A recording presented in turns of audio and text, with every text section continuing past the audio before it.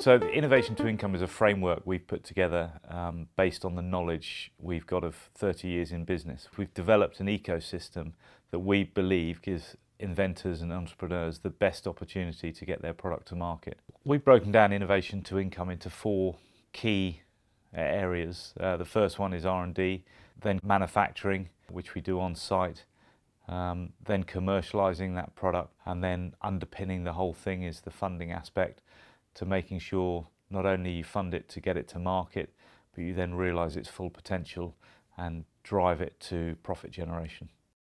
Lots of companies do all the aspects that we do, but there's no one that brings it all together and offers the whole package, and that's why we are very unique.